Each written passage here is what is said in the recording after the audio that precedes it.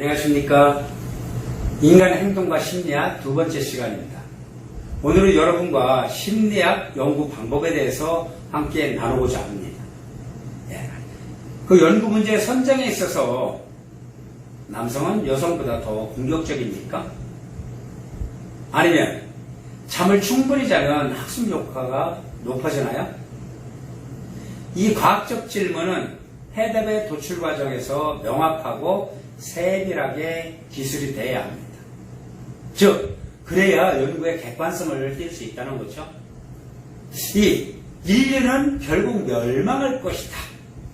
어떻습니까? 객관적인가요? 명확한가요? 그거보다는 술을 마신 뒤에 콩나물국을 먹으면 속이 편안해지는가? 어떻습니까? 연구의 주제와 확정은 어떤 문제에 대한 검토, 문제 해결의 여부를 확인해야 됩니다. 그리고 과거의 저서나 논문을 참조해서 연구, 소론 및 가설 설정에 이용을 해야 되겠죠.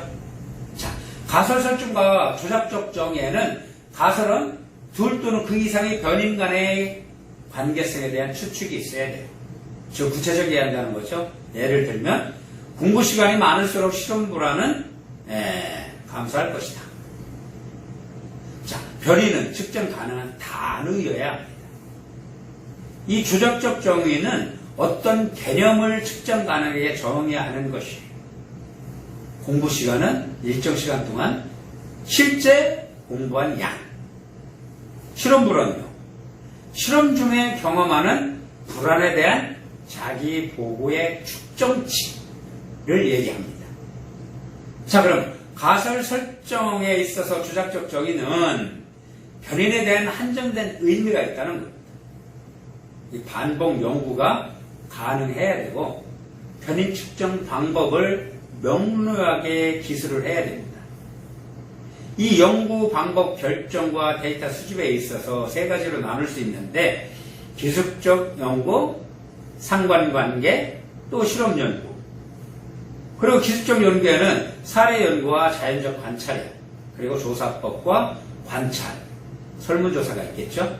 이 상관관계는요, 변인 간 관계성과 또 관찰, 설문조사가 있겠어요.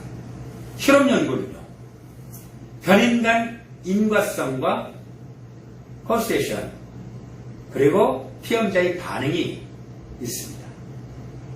이 데이터 분석과 결론 도출에서는 통계 기법을 사용하되 의미 있는 가설을 검증해야 합니다. 그 연구 결과 보고를 위해서는 우리나라 같은 경우 문화나 사회 문제에 있어서는 한국심리학기지, 또 임상도 역시 한국심리학기지에 기재를 합니다. 또 외국 같은 경우에는 사이컬러지 투데이라든가 사이언스 등등 여러 가지 논문집이 있겠죠. 그러면 논문의 구성은 어떻게 되는지 한번 알아볼까요? 첫 번째 서론은 선행 연구의 역사적 배경과 연구의 목적 필요성이 있어야 되겠죠. 두 번째는 연구를 가설을 해야 됩니다. 세 번째는 이 가설에 대해서 피험자의 선정 방법과 피험자의 특성을 파악해서 네 번째는 변인들의 주작적 정의가 필요하다는 겁니다. 그럼 다섯 번째는 측정 방법과 수집된 데이터를 분석하는 방법이 필요하겠습니다. 그리고 여섯 번째는 데이터 분석 결과를 도출해내고 일곱 번째는 결과에 대한 논의가 따라야 되겠습니다. 자, 연구 방법에서 hin당적 연구와 종단적 연구가 있는데 hin당적 연구는 단일 시점에서 수행하는 연구를 hin당적 연구라고 하죠.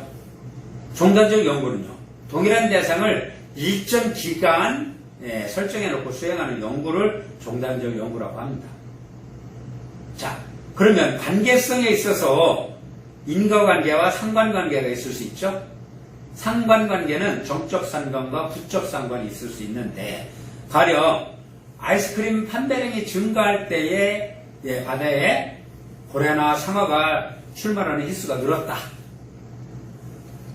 이것을 예를 들어본다면 아이스크림 판매량 증가와 고래상어의 출몰, 고래상어의 출몰과 아이스크림 판매량의 증가, 이거 인과관계가 있습니까? 네, 없죠. 여름에는 고래상어의 출물, 그리고 아이스크림 판매량이 증가합니다. 상관관계는 있을 수 있어요.